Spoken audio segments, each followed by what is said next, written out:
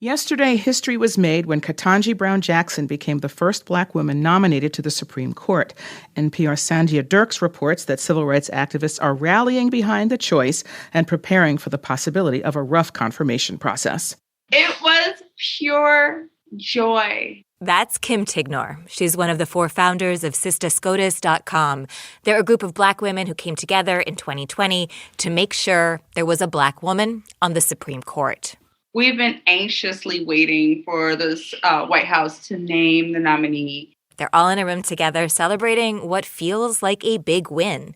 Here's Sabria L. Williams, another Sister SCOTUS co-founder. Between the 4 of us, we have 5 daughters. She says their daughters saw a president bookended by women who look like them, his vice president and his Supreme Court nominee. So he was sandwiched in between.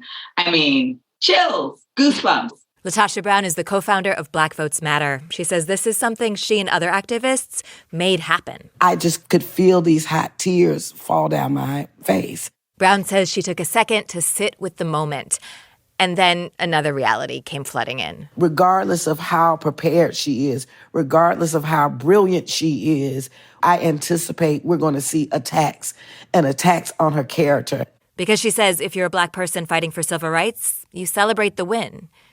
And then you prepare for the backlash. She doesn't deserve that. But I'll just say, we're ready for the fight. Brown says organizers' next steps are clear. To lift up her record, to lift up who she is so that in the communities, that they know who she is, that America should be celebrating.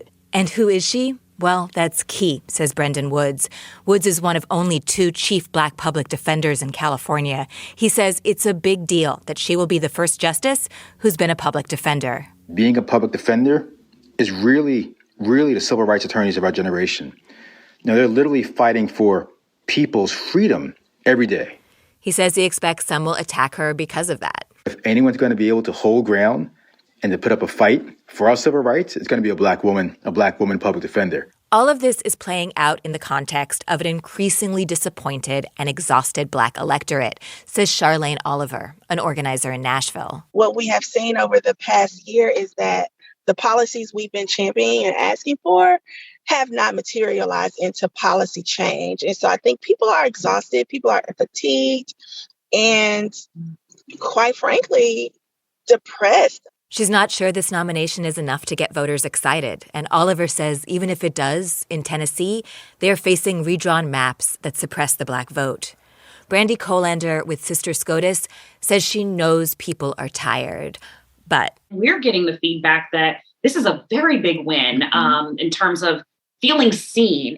It's not just SCOTUS. They're also focused on the congressional confirmation of 8 other black women judges, because they want to make sure that Ketanji Brown Jackson is not the last black woman on the Supreme Court.